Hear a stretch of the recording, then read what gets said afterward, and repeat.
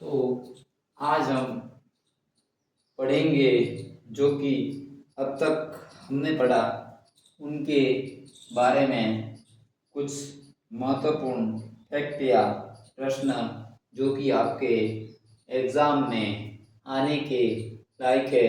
और मैं आशा करता हूँ कि मेरे द्वारा जो ये दिए गए हैं उसमें से कुछ न कुछ आपके एग्ज़ाम में ज़रूर आएगा।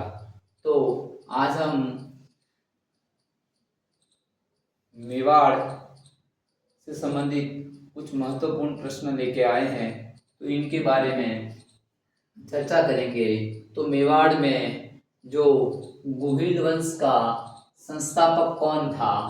तो गोहिल वंश का संस्थापक गुहादित्य था, जो कि पुष्पावती और शीलादित्य का पुत्र था और 566 ईस्वी में राजा बना था। और कहा जाता है कि इनका जन्म गुफा में होने के कारण इनको गुहादित्य कहा जाता है। विश्व का सबसे प्राचीन राजवंश कौन सा है? तो गुहिल, जो कि मेवाड़ का सबसे प्राचीन राजवंश माना जाता है। बप्पा रावल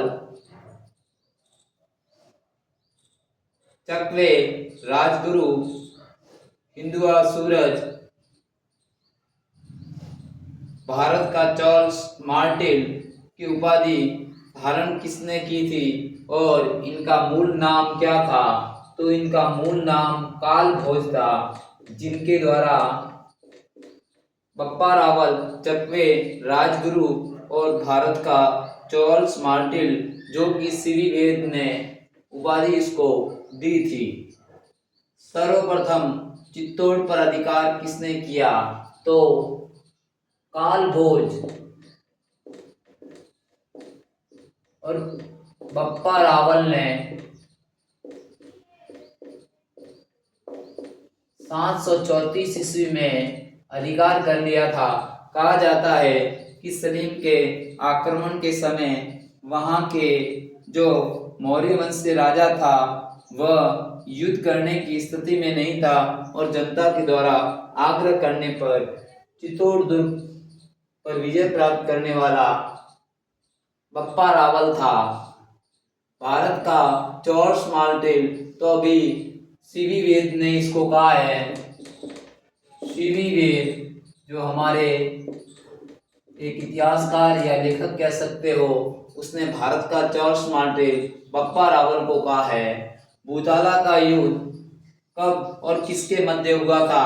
भूताला का युद्ध 1227 ईस्वी में हुआ था और उस समय दिल्ली का सुल्तान इल्तुतमिश था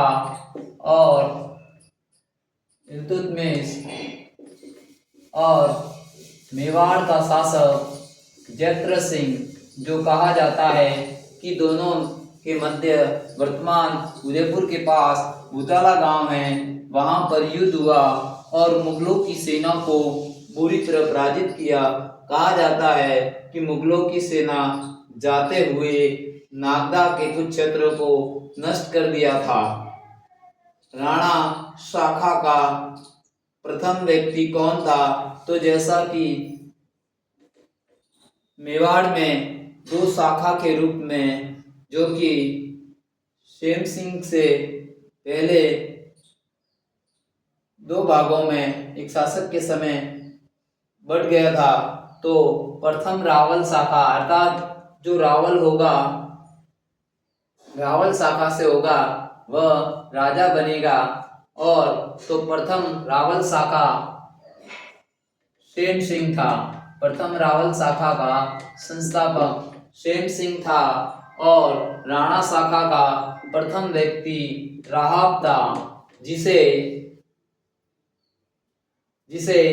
सिसोदा ग्राम की जागीर दी और ये इसलिए सिसोदिया कहलाए।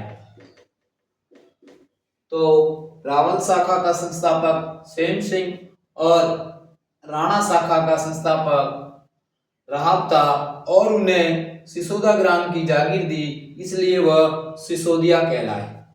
अंतिम रावल शाखा का संस्थापक कौन था? रावल रतन सिंह। तो अंतिम रावल शाखा का जो शासक था वह रावल रतन सिंह था। 1303 ईस्वी में अलाउद्दीन से लड़ते हुए वीर गति को प्राप्त हुआ था। वागड़ में गुहिल वंश की स्थापना किसने की थी? समर सिंह ने। जैसा कि बीच में मेवाड़ की स्थिति खराब हो गई थी और समर सिंह क्षेत्र को छोड़कर वागड़ में चले गए थे और वागड़ में गुहिल वंश की स्थापना की थी। आगे प्रश्न है, वागड़ के राजा अपने आगे क्या लगाते हैं? तो वागड़ में जो गुहिल वंशी राजा है वो अपने आगे महारावल लगाते थे। प्रतापगढ़ की स्थापना किसने की? तो नाम से ही विदित है, प्रतापगढ़ की स्थापना गुहिल वंश का एक राजकुमार राव प्रताप सिंह ने की थी, जिसका प्राचीन नाम इसको देवलिया कहते थे। इसका प्राचीन नाम देवलिया कहते थे। कुंभकर्ण ने कहां पर गुहिल वंश की राणा शाखा की स्थापना की? तो कहा जाता है कि रतन सिंह के समय अलाउद्दीन का युद्ध हुआ था 1303 में, और इसके बाद कुंभकर्ण यहाँ से नेपाल चले जाते हैं। कहाँ जाते हैं? नेपाल चले जाते हैं। नेपाल चले जाते हैं और नेपाल चले जाते हैं और नेपाल में राणा वंश की स्थापना करते हैं। किस वंश की स्थापना करते हैं? राणा वंश की स्थापना करते हैं। तो नेपाल में राणा वंश की स्थापना करने वाला कुंभकर्ण जो रतन सिंह का भाई था। महाराष्ट्र में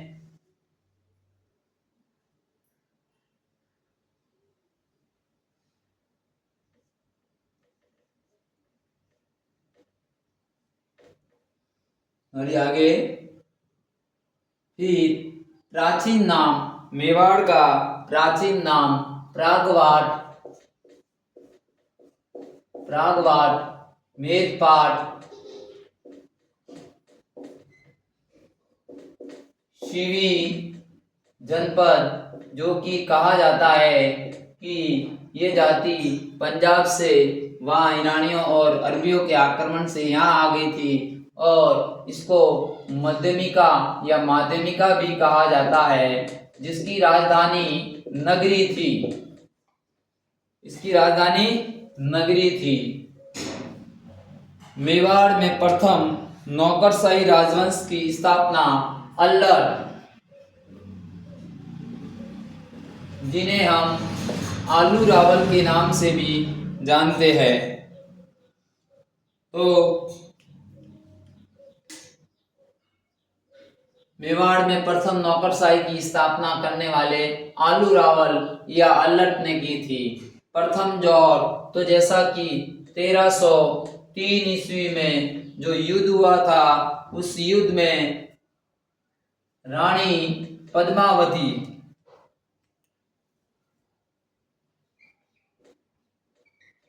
रानी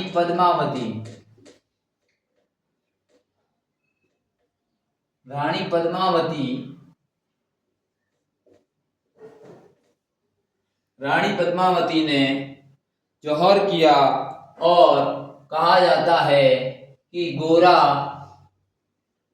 और बादल ने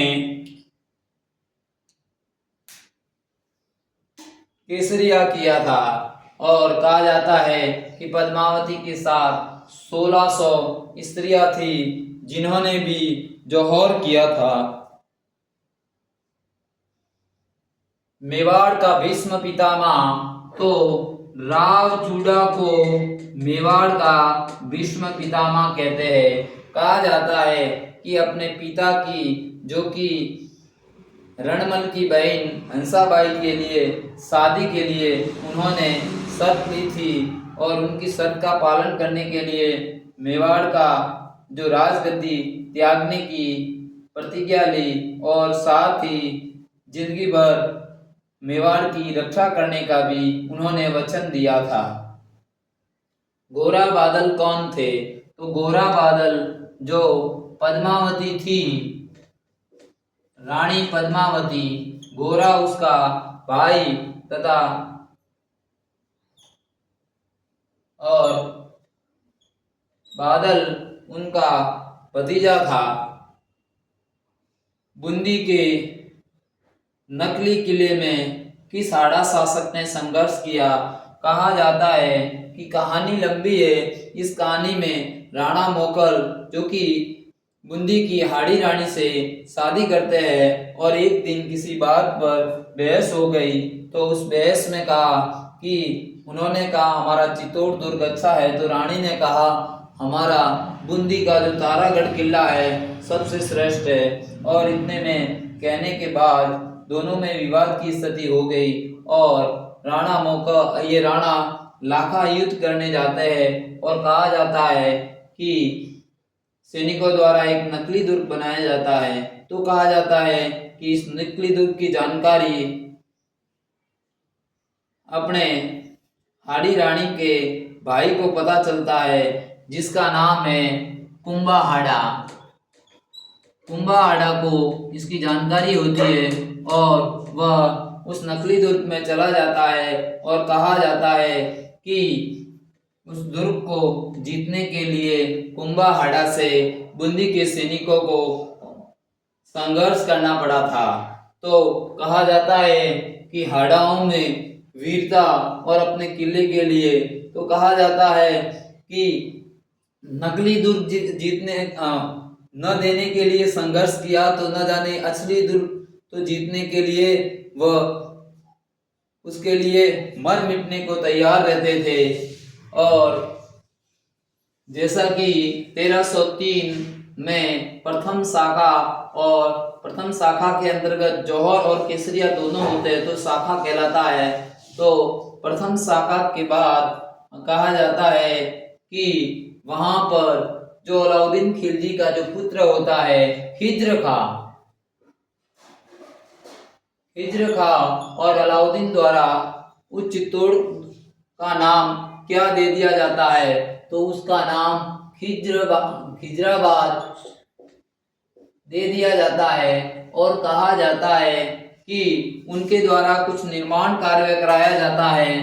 तो 1310 ईस्वी में उनके द्वारा एक दाइबी पीर की दरगाह का अभिलेख लिखवाया है, जो कि 1310 ईस्वी का है, चित्तौड़ दुर्ग के पास है ये। तो इनके बारे में जानकारी मिलती है और कहा जाता है कि खिज्र खां परेशान होता है और 1311 ईस्वी में चित्तौड़ का किले का अधिकारी या रक्षा का भार किसको देता है? तो ये मालदेव सोनीगरा चौहान, जो कि जालोर का एक वीर सेनानायक था, मालदेव उनको दे देता है, जिनको हम इतिहास के पन्नों में मूछाला मालदेव के नाम से जानते हैं। मूछाला मालदेव के नाम से जानते हैं। इसके अलावा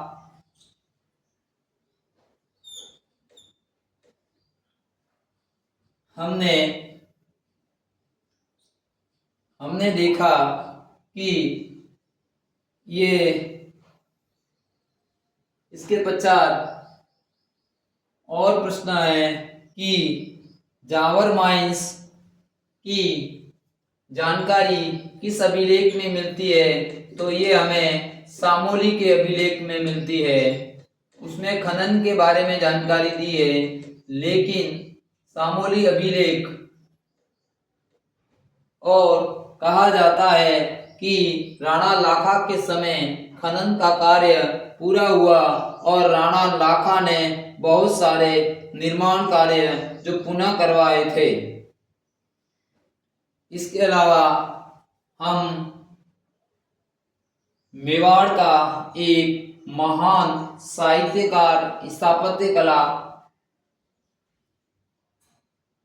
का जनक कौन था? तो वह महाराणा कुंभा था। अभिनव भट्टाचार्य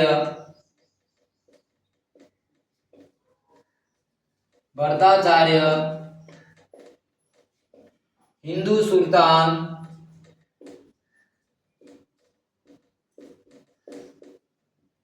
हाल गुरु चाप गुरु अभिनव भट्टाचार्य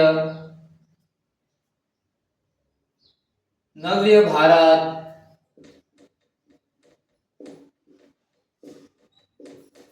तो इतनी सारी उपाधि धारण करने वाला कौन था? तो ये महाराणा कुंभा था। फिर महाराणा कुंभा ने किस किस दुर्ग का निर्माण करवाया था? तो महाराणा कुंभा ने जो कि कुंभलगढ़, भोमट, निशान और बैराट जो कि भीलवाड़ा जिले में है, और निशान दुर्ग सिरोही में है, भोमट दुर्ग उदयपुर में है, कुंभलगढ़ दुर्ग जो कि राजसमंद में है। इन दुर्ग का निर्माण करवाया था। इसके अलावा पुनः निर्माण अचलगढ़ दुर्ग, बसंतगढ़ और चित्तौड़ दुर्ग, इन दुर्गों का इनके द्वारा निर्माण करवाया गया था। एक प्रश्न और कभी कभार आता है कि मेवाड़ में कुल कितने दुर्ग थे? तो वीर विनोद की श्यामल दास के अनुसार 84 दुर्ग थे, और वीर विनोद के अनुसार 32 दुर्गों का निर्माण किसने करवाया था? तो 32 दुर्गों का निर्माण करवाने वाला महाराणा कुंभा था। कौन था? महाराणा कुंभा था।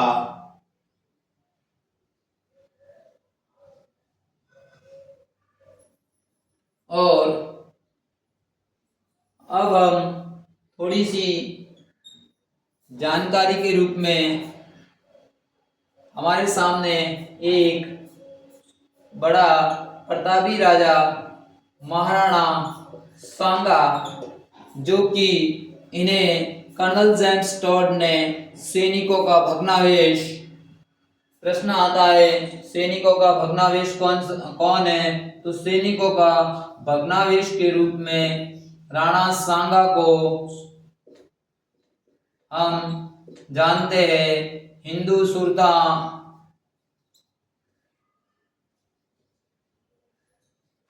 सुल्तान और बहुत सारी इनकी उपाधियां भी है। तो कहा जाता है कि इनके द्वारा बहुत सारी उपाधियां ली थी। तो इनको 7 राजा, 9 राव, 104 सरदारों की उपाधि प्राप्त थी। यानी इनके सेवा में हर समय 7 राजा, 9 राव और 104 सरदार एनी टाइम उपस्थित रहते थे। फिर और भी सांगा के बारे में, ऐसा कौन सा उत्तरी भारत का राजा था जिसने समस्त भारत या उत्तरी भारत के राजाओं को एक किया था? तो एक करने वाला राणा सांगा था। और कहते हैं कि मुस्लिम आक्रांता से लड़ने के लिए एक युद्ध हुआ था जिसका नाम खानवा का युद्ध है, जो कि 17 मार्च 1527 में हुआ था। तो इस युद्ध में उत्तरी भारत के समस्त राजाओं को एक करने के लिए पाती परवण, यानी उनको निमंत्रण देने के लिए युद्ध में पाती परवण नामक एक संदेश भेजा था। और कहा जाता था लगभग उत्तरी भारत के समस्त राजा खानवा के युद्ध में सांगा की सहायता के लिए एकजुट हुए थे। ये इतिहास में एक महत्वपूर्ण उपलब्धि कह सकते हैं, जहां राजपूत एक होकर मुस्लिमों के विरुद्ध लड़े थे। और ऐसा कौन सा मेवाड़ का राजा था जिसने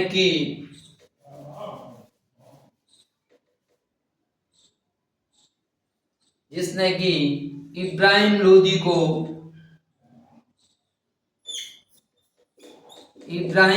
को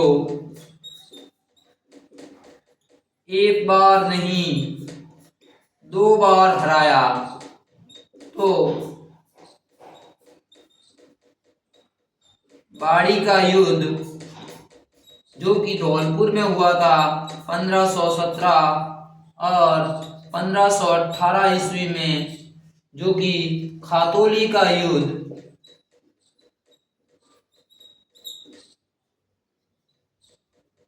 दोनों युद्ध में इसको मुंह की हार खानी पड़ी और दुम दबा के वहां से भाग गया था। और कहा जाता है कि कौन से युद्ध में बाबर की सेना को बुरी तरह सांगा ने हराया था, तो 16 फरवरी 1727 में बयाना, जो कि भरतपुर के पास है, वहां बयाना में युद्ध हुआ और बाबर की सेना को बुरी तरह हरा दिया था। कहते हैं कि यहीं से बाबर की सेना का आत्मविश्वास डगमगा गया था और वह खानवा का युद्ध लड़ने के लिए भी तैयार नहीं थी, लेकिन उसने अपने धर्म का सहारा और बहुत सारी ऐसी घोषणा करके खानवा के युद्ध के लिए अपनी सेना को सांगा ने तैयार किया था। और बप्पा रावल को युद्ध भूमि से बचाने वाला कौन सा राजा था, तो बप्पा रावल को युद्ध भूमि से बचाने वाला सिरोही का अखेराज देवड़ा था, जिसने कि युद्ध भूमि से बाहर लेके गए थे। और कहा जाता है कि बसवा दोषा वहां लेके इनको गए थे। और कहा जाता है कि इनके परम मित्र जो चंदेरी का राजा मेदिनी राय पर बाबर ने आक्रमण किया और इनकी भनक लगी, तो घायल अवस्था में भी वह जाने को तैयार थे, लेकिन वह नहीं माने। और कहा जाता है कि इरिक्स, जो कि यूपी में जगह है, वहां चले गए थे। और फिर कहते हैं कि इरिक्स में इनको जहर या स्वामी भक्त सरदारों द्वारा नहीं मानने पर विष दे दिया था। और कालपी, जहां पर इनकी जो यूपी में है, वहां पर मृत्यु हो गई थी। और बसवा दोसा में भी इनकी छतरी है। और इनकी जो महत्वपूर्ण स्थल, जो 8 खंभों की छतरी, जो कि मांडलगढ़ भीलवाड़ा जिले में है। तो इस प्रकार मेवाड़ की महान शासकों के बारे में जो महत्वपूर्ण प्रश्न एग्जाम में आने लायक है, जो कि आपके सामने मैंने डिस्कस किए, मैं आशा करता हूँ कि ये आपके लिए महत्वपूर्ण साबित होंगे आगे आने वाले एग्जाम में। जय हिंद, जय भारत।